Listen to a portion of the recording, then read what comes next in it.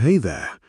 Tonight, we're drifting into a quieter, darker corner of history, the kind that doesn't make it into bedtime stories. Forget the shining armor and heroic quests. This is the tale of medieval assassins, those unlucky souls who slipped through shadows, not for glory, but for coin, survival, and maybe a little revenge. Now, before we dive into that dagger-filled rabbit hole, go ahead and like the video if you enjoy these sleepy dives into the past, and subscribe, but only if it genuinely brings you a little peace at night. Leave a comment too. Tell me where you're watching from and what time it is. I love knowing who else is wandering history's alleyways at 2 a.m.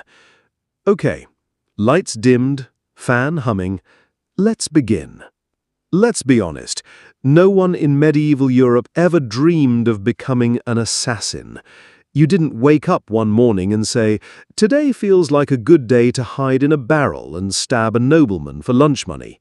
It wasn't a dream job, it was the last stop after life had already chewed you up and spit you out.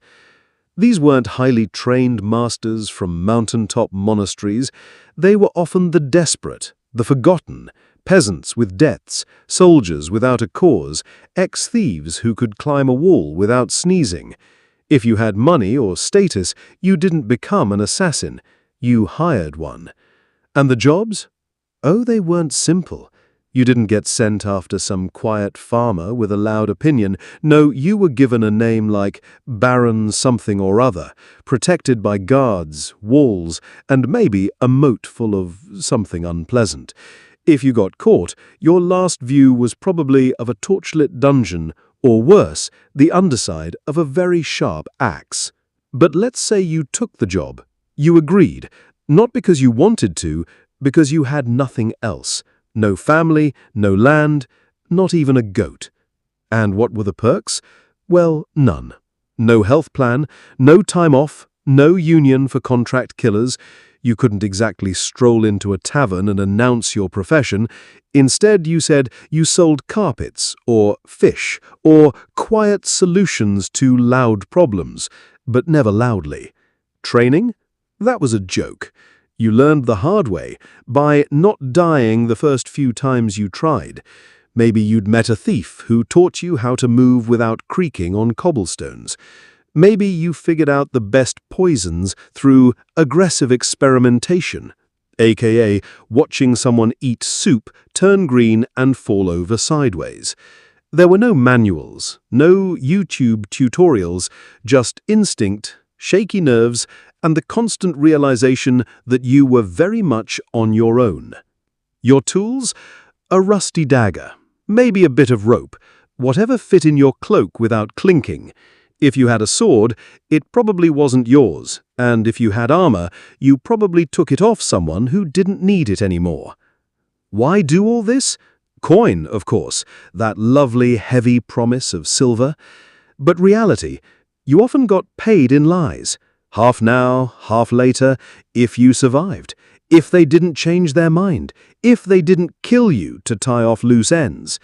And even if the job went perfectly, the client might vanish, or worse, meet you in a dark alley just to slide a knife into your ribs. Cheaper than paying, much cheaper than trust. Sometimes the whole contract was fake, a trap. You'd sneak into a castle only to find yourself surrounded.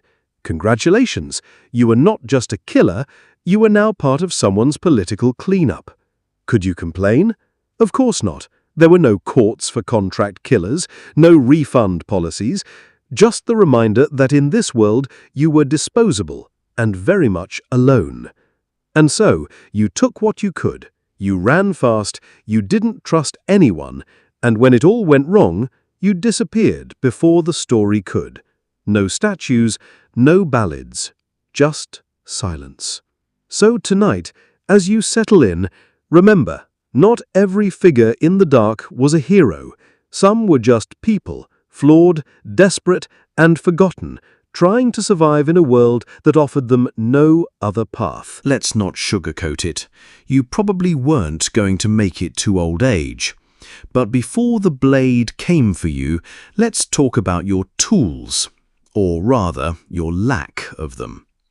See, if you've been raised on fantasy books or flashy video games, you might think assassins had secret gadgets, wrist blades that snapped out with a click, crossbows that folded into a belt, tiny vials of poison that elegantly slipped into wine glasses. In reality, none of that. Your equipment was whatever you could steal, scavenge, or hide in a boot without jingling. You didn't shop for gear. You hoped no one noticed you taking it. If you were fortunate enough to have a decent dagger, it wasn't curved or beautifully forged. It was plain, maybe a bit bent, probably dull on one side. If it didn't smell like its last job, that was already a win. Poison? Yes, it existed, but medieval poison was not precise. You weren't an alchemist, you were someone crushing suspicious plants, powdered rocks, and occasionally toad guts in a cracked bowl and hoping for the best. Sometimes it worked right away. Sometimes the victim spent 2 days vomiting, then stood up and declared vengeance on whoever ruined their stew. And sometimes, let's be honest, you mixed up the doses and poisoned yourself instead. There was no medieval antidote hotline. You guessed, you prayed, sometimes both. Ropes had their uses if you knew knots. You could strangle a man, climb a wall, or tie a window open.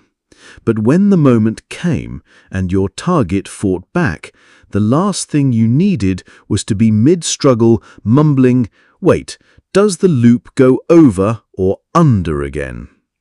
Bows? Rare. They were big, hard to hide, and noisy.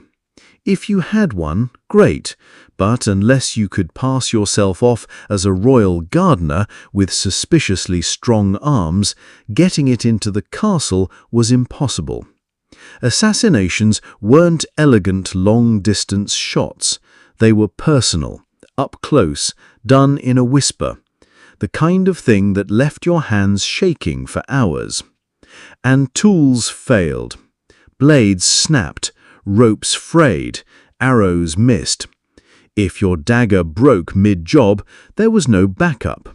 You grabbed whatever was near, a jagged roof tile, a broken candlestick, or even your belt buckle.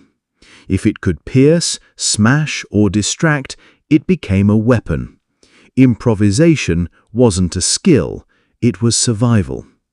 You carried your tools wherever you could, sewn into the lining of your cloak, inside a hollowed-out loaf of bread, in your boot heel, or hidden beneath 3 layers of dirty laundry. Your blade wasn't just a tool, it was your companion, your boss, and your one-man insurance policy. If it failed, you did too.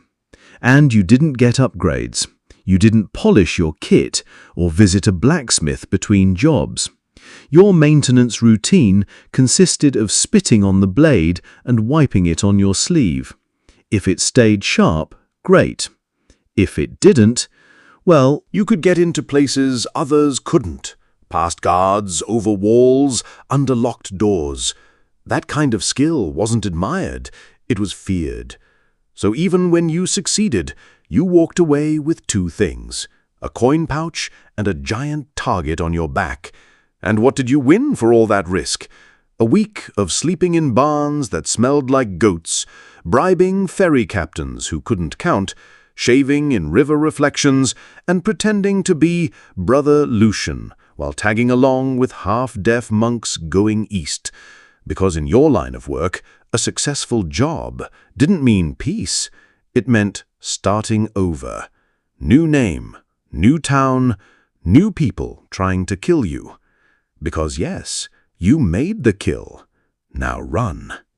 But if being poor, hunted, and forever itchy from straw wasn't already bad enough, you also had to deal with medieval superstition. People didn't just fear assassins, they thought you were cursed. To the average villager, you weren't just a dangerous man. You were a shadow-dwelling demon whisperer who smeared frog guts on blades under the full moon. Why else could you slip past guards and vanish like smoke? Clearly, you weren't human. You were something else. Logic? Rare, but superstition? Overflowing. Some thought you could turn into birds. Others said you were invisible unless splashed with holy water. One charming rumor said you breathed death through your nose like some kind of satanic sneeze. Villagers would mutter, "Don't look at him, he might curse your cow." Even your tools were terrifying. A dagger? Obviously cursed. Poison? That was sorcery. You probably stirred it with a bone under moonlight while whispering to a tree spirit named Kevin. Fear might sound useful, but mobs don't ask for proof. They light torches first and chant later. All it took was one person dying from bad stew, and suddenly everyone blamed the shadowy man near the tavern fire who didn't talk much and didn't finish his ale. That meant you had to keep moving. Always. Stay in one place too long, and a priest would start ringing bells while 5 farmers with pitchforks blocked the exit. If they found anything weird on you, dried herbs, strange coins, or an accent, you'd be labeled a sorcerer. And in this era, that meant fire. Now let's talk about poison. It sounds elegant, clean, quiet, refined. Just a little drop in wine and silence. Except it wasn't. Poisoning someone in the Middle Ages was like trying to kill a bear with a moldy sandwich. You had no clean toxins, no reliable doses, just crushed leaves, suspicious mushrooms, maybe a toad if you are ambitious. You guessed the amount, hoped it wasn't too little, annoyed stomach, or too much. You dropped dead instead. Kitchens were chaos. You couldn't just walk in and season the stew with hemlock. You had to sneak past servants, bribe a cook, or somehow get the poison into food that passed through 3 tasters and a small dog. Even if they ate it, if the stars aligned and no one caught you, the results were unpredictable. Some poisons took hours, some took days, some didn't work at all. You'd sit there, watching your target chuckle and chew, waiting for a collapse that never came. And if they did collapse, everyone blamed you. Because only you knew about the plant that made the Duke vomit his shoes off, so congratulations, you were now being hunted for witchcraft and murder. If caught, you didn't get a quick death, you got questioned with tools. And they'd make you confess to killing everyone from the king's brother to his hunting dog. But let's say you succeeded. You did the impossible, removed a tyrant, broke a kingdom, shifted the fate of history. Surely someone would remember your name. They wouldn't. You weren't a hero, you weren't even a villain. You were a rumor in a hood, a name someone forgot at a tavern, the man in the corner who blinked too little. Your client didn't want your name remembered. They wanted silence, plausible deniability. So the fewer who knew, the better. Even you forgot who you were after a while. Just shadows and motion. No signature, no record, no statue. If someone did know your name, that was a loose end. And you knew how assassins dealt with those. No medals, no thanks, no ballads sung in smoky holes. Maybe, a wooden box in an unmarked grave, or a head on a spike with the wrong name beneath it. Sometimes the only time your name was spoken was when it was cursed. Remember what happened to Lord Ulrich? Yes, and the man who did it? Gone like a ghost. That was your legend. Not fame, not glory, just absence. You weren't meant to leave a mark. You were meant to vanish. Stick around long enough to be noticed? That was your final mistake. Because in this world, kings got remembered, assassins got erased. In the quiet, deadly business of medieval murder, One truth rose above all else: never trust the hand that pays you. Behind every job, every noble, merchant, or high-ranking holy man with a secret to bury, was a blade hidden just for you.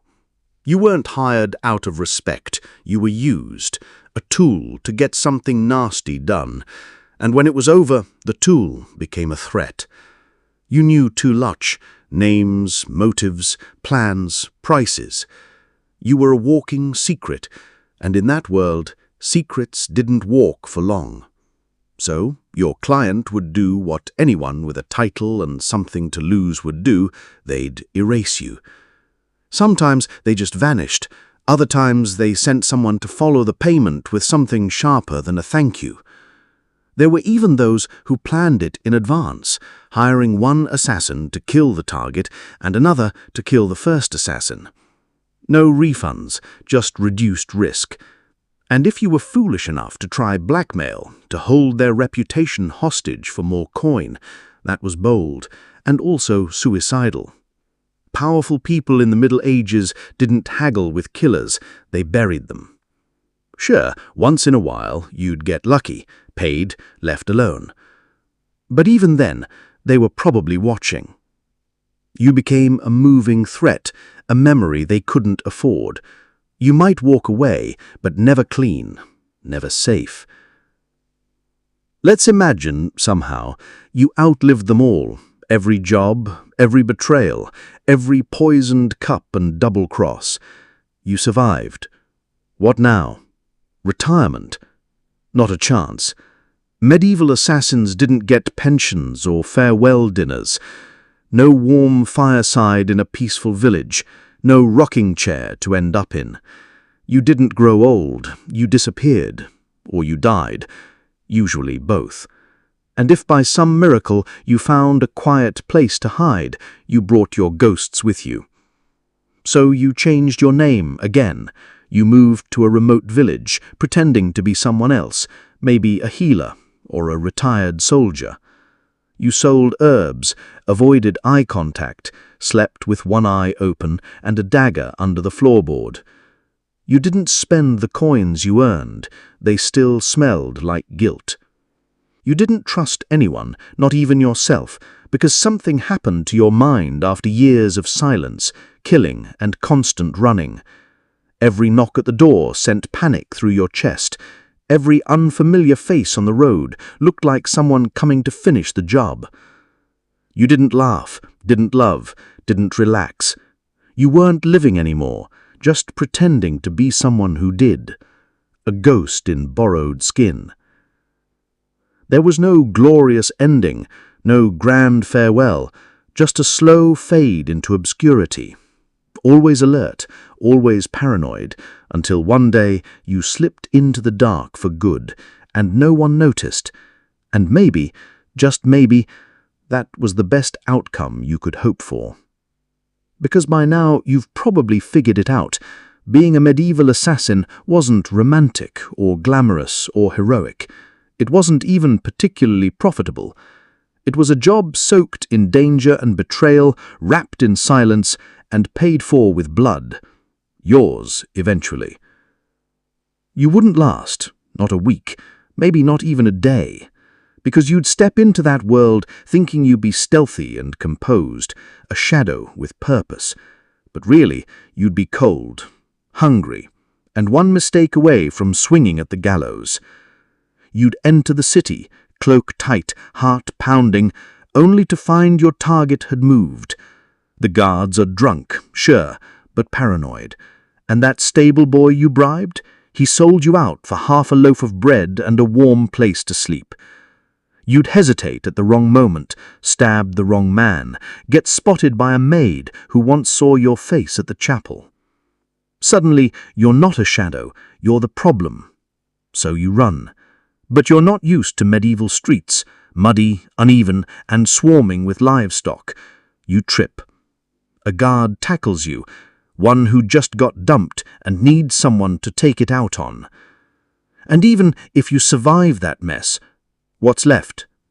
No friends, no honor, no future. just the whisper of your name in dark alleys and the quiet certainty that someone else, somewhere, is already sharpening steel just for you.